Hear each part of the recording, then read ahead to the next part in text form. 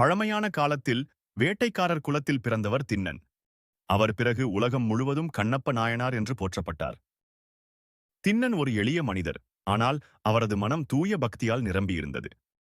ஒரு நாள் வேட்டைக்கு சென்றபோது காட்டுமலை பகுதியில் உள்ள ஒரு சிவலிங்கத்தை கண்டார்.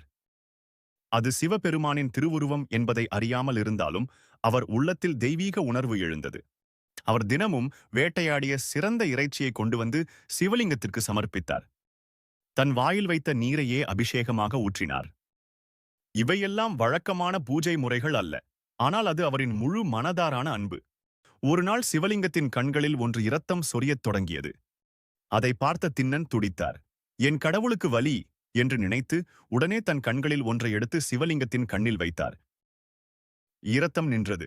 ஆனால் இன்னொரு கண்ணிலும் இரத்தம் சொரிந்தது. திண்ணன் தயங்கவில்லை.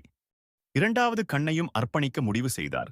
ஆனால் கண்ணை எடுத்த பிறகு எங்கு வைக்க வேண்டும் என்று தெரியாது என்பதால் தன் காலால் அந்த இடத்தை குறிவைத்து வைத்துக் கொண்டார். அவர் இரண்டாவது கண்ணையும் கொடுக்க முயன்றபோது சிவபெருமான் தோன்றி, போதும் திண்ணா, உன் பக்தி எனக்கு மிக உயர்ந்தது என்று அருள் புரிந்தார்.